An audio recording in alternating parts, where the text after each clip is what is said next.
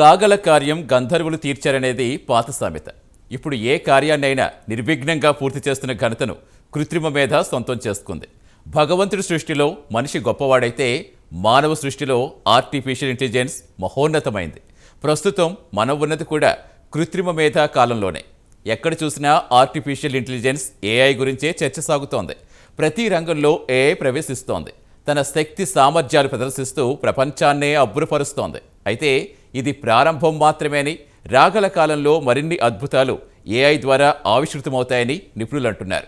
అయితే అదే సమయంలో ఏఐతో వచ్చే ముప్పు మానవాళికే ప్రమాదమని అగ్రరాజ్యమే తేల్చి చెప్పేసింది. భగవంతుడి సృష్టిలో మనిషి గొప్పవాడు, మానవ సృష్టిలో ఏఐ గొప్పది. ప్రపంచ దేశాల్ని శాసిస్తున్న ఆర్టిఫిషియల్ ఇంటెలిజెన్స్, ప్రతి చిన్న పనికి మనిషి తోడ్పాటు, మానవ వినాశనాన్ని కోరుకుంటున్న టెక్నాలజీ, మరికొన్నేళ్లలో మానవ మనుగడకు ముప్పు. ఏఐతో మానవాళికి భారీ ప్రమాదం తప్పదా? ప్రపంచాన్ని, కంప్యూటర్ యుగాన్ని పూర్తిగా శాసిస్తున్నది మనిషి మస్తిష్కంలోంచి ఆవిర్భవించిన అద్భుతమైన సాంకేతికత ఆర్టిఫిషియల్ ఇంటెలిజెన్స్. జటిలమైన సమస్యలను సులభంగా పరిష్కరించడానికి ఆవిష్కరించిన కృత్రిమ మేధ మనిషి అంచనాలకు మించి పనితనం కనబరుస్తున్నది. ఫోన్పే పంపే సందేశం మొదలుకొని రోదసిలోకి పంపే రాకెట్ వరకు ప్రతి చోట ఏఐ ముద్ర కనిపిస్తున్నది. సాఫ్ట్వేర్ ప్రోగ్రామింగ్తో పుట్టుకొచ్చిన ఏఐ ఇప్పుడు కోడింగ్ రాసేస్తూ సాఫ్ట్వేర్ ఇంజనీర్లకు జేజమ్మై కూర్చుంది. మరమనిషిలోకి చొరబడి మనలోకి వచ్చేసింది. అయితే దర్శకుడు శంకర్ సృష్టి చిట్టి రోబోలా ప్రకృతికి విరుద్ధంగా ఎప్పుడు విరుచుకుపడుతుందోనన్న ఆందోళన మాత్రం మానవాళికి కంగారు పెడుతూనే ఉంది.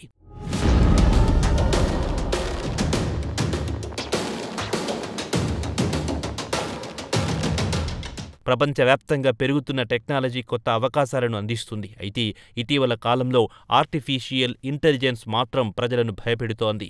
ఏఐ వల్ల ఉద్యోగాలు తీవ్రంగా ప్రభావితం అవుతాయని నిపుణులు చెబుతున్నారు. అయితే కొంతమంది మాత్రం ఏఐని సరిగ్గా నిర్వర్తిస్తే చాలా ప్రయోజనాలుంటాయని పేర్కొంటున్నారు. ఈ నేపథ్యంలో ఏఐపై పెద్ద స్థాయిలో పరిశోధనలు సాగుతున్నాయి. కానీ ఇటీవల ఓ వార్త మాత్రం ఏఐ వల్ల కలిగే నష్టాలను వివరిస్తుంది. ముఖ్యంగా ఏఐని నియంత్రించే అవకాశం మానవులకుండదని, అదే జరిగితే మానవ మనుగడకే ఏఐ వల్ల ముప్పు సంభవిస్తుందని పేర్కొంటున్నారు.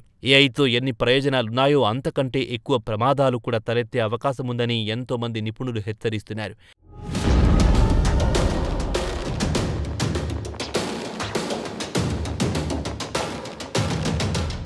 మనం చేసే చిన్నపాటి సెర్చ్ కూడా మనం ఎక్కడున్నాం, ఏం చేస్తున్నాం, ఏమి ఇష్టపడతాం వంటి చాలా విషయాలను ఇట్టే పసిగట్టేస్తోంది ఈ కృత్రిమ మేధ. మన ఫోన్స్లో ఉండే యాప్స్ అన్నీ ఏఐతో లింక్ అవడంతో సమాచారం మొత్తం దాని చేతిలోకి వెళ్ళిపోతుంది. ఇక చాట్ జీపీటీ అందుబాటులోకి వచ్చిన తర్వాత ప్రతి ఒక్కరూ దానిపైనే ఆధారపడడం ప్రారంభించారు. ముందు ఏఐ ఆధారంగా నిఘా వ్యవస్థలను ఏర్పాటు చేయడం, సైబర్ దాడుల కోసం ఏఐని వాడుకోవడం, ఏఐ ద్వారా టెర్రరిస్టులు దాడి చేసే అవకాశాలు కూడా లేకపోలేదు. అంతేకాదు మోసాల వంటి తీవ్రత పెరగడంలో ఏఐ పాత్ర కీలకంగా మారే అవకాశముంది. ఇక గొంతులను అనుకరించే సామర్థ్యం కూడా ఏఐకి ఉండడం వల్ల ఆర్థిక మోసాలకు ఎంతో ఆస్కారముంది. అయితే తాజాగా తెరపైకొచ్చిన మెషిన్ లెర్నింగ్ మరింత ప్రమాదకరంగా మారింది. ఇది తనంతట తానుగానే అన్నీ నేర్చుకుంటుంది.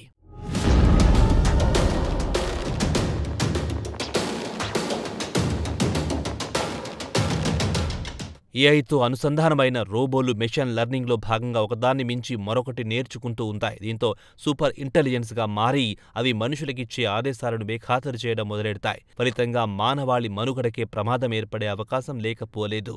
దీనికి 10% అవకాశం ఉందని ఇప్పటికే ఒప్పుకున్న ఏఐ పరిశోధకులు దానికి ఎక్స్ రిస్క్ అని పేరు కూడా పెట్టారు. ఈ నేపథ్యంలోనే అమెరికా స్పేస్ ఫోర్స్ విభాగం కృత్రిమ మేధ ఆధారంగా పనిచేసే చాట్ జీపీటీ వంటి ఏఐ టూల్స్ వాడకాన్ని తాత్కాలికంగా నిలిపివేసింది. డేటా భద్రత సమస్య కారణంగానే ఈ నిర్ణయం తీసుకున్నారు. అంతేకాదు ఏఐని నియంత్రించేలా ఎగ్జిక్యూటివ్ ఆర్డర్పై కూడా సంతకం చేశారు అమెరికా అధ్యక్షుడు జో బైడెన్.